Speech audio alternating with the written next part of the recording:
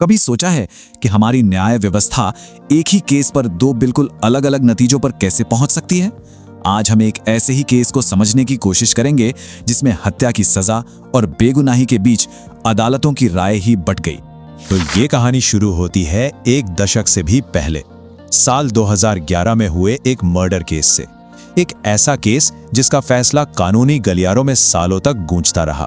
मामला पहले trial court में चला, फिर पहुंचा हाई कोर्ट, और हाई कोर्ट ने निचली अदालत के फैसले को पूरी तरह से पलट दिया और आरोपियों को दे दी आजीवन कारावास की सजा। अब इस मोड़ पर तो ऐसा लगा कि भाई न्याय हो गया है और केस हमेशा के लिए बंद। लेकिन कहानी में सबसे बड़ा ट्विस्ट तो अभी बाकी था। देश की सबसे बड़ी अदालत सुप्रीम कोर्ट ने इस मामले में दखल दिया, हाई कोर्ट के फैसले को रद्द किया और आरोपियों को फौरन रिहा करने का आदेश दे दिया। और यही वो सवाल है जो इस पूरी कहानी का सेंटर पॉइंट है। सोचिए, फैक्ट्स वही, सबूत वही, लेकिन फैसले दो, वो भी एकदम उलट। चलिए आज इसी कानूनी पहेली को सुलझाते हैं। इस पूरी पहेली को सुलझाने के लिए ना हमें कहानी की शुरुआत में जाना होगा, देखना होगा कि आखिर ये सब शुरू कहां से हुआ था।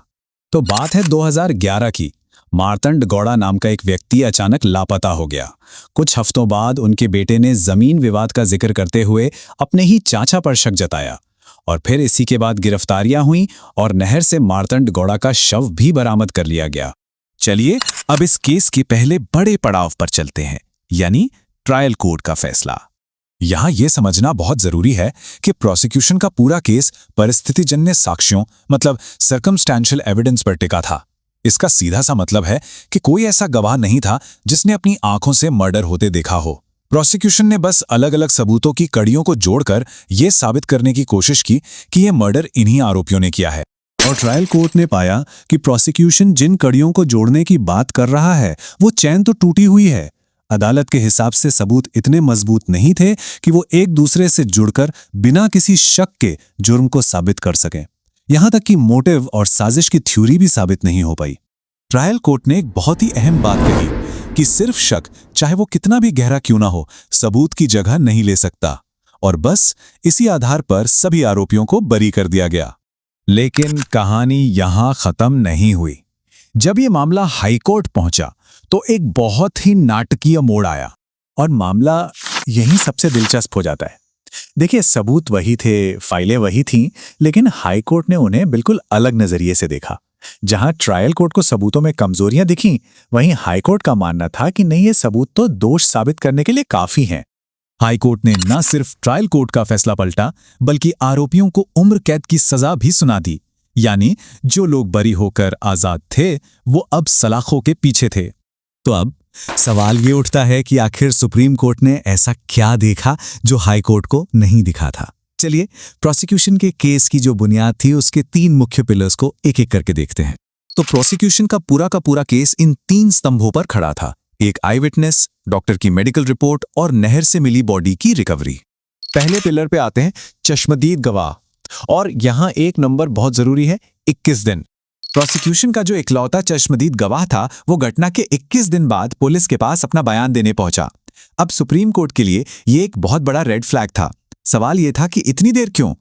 नतीजा ये हुआ कि सुप्रीम कोर्ट ने इस गवाह की बात पर बिल्कुल भी भरोसा नहीं किया।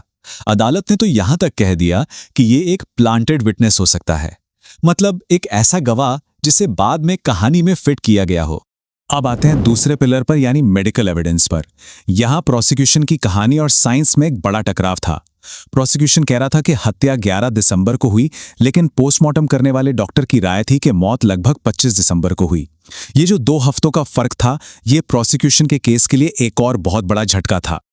और फिर तीसरा पिलर भी ढह गया।